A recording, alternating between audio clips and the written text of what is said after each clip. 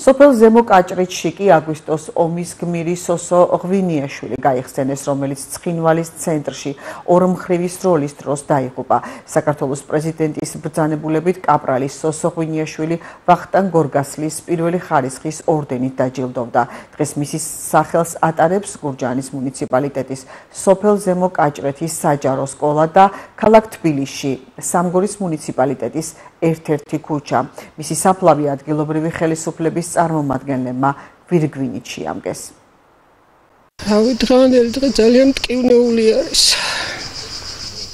მადლობა უფალს ამათი თავგანწირვა უაზროდ არ ჩაიარა და მოგვიტანა საქართველოს დღემდის. მეთმა ნათელი და სანთელი არ მოაკლო ყველა გმირს და გმირის ოჯახს და მადლობა თქვენ თვითოულ ხელისუფლების წარმომადგენელს, რომ გახსოვთ ჩვენი გმირები და არ ვიწყებთ. 2008 წლის აგვისტოს ომიდან 17 წელი შესრულდა.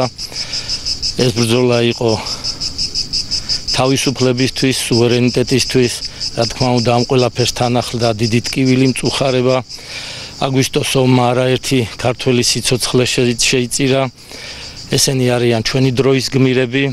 ამ გმირებიდან ორი გურჯაანის მუნიციპალიტეტიდან იყო. სოფელი ვაჩნაძიანელი ნატროშვილი ალექსანდრე და ზემოკაჭრეთელი სოსო ღვინიაშვილი.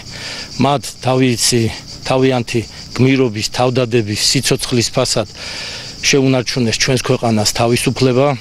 დღეს კიდევ ერთხელ მივაგეთ მათ ხსოვნას პატივი და ჩვენი გმირების საფლავები სოფელ ვაჩნაძიანში და ზემოკაჭრეთში ყვავილებით, გვირგვინებით შევამგეთ.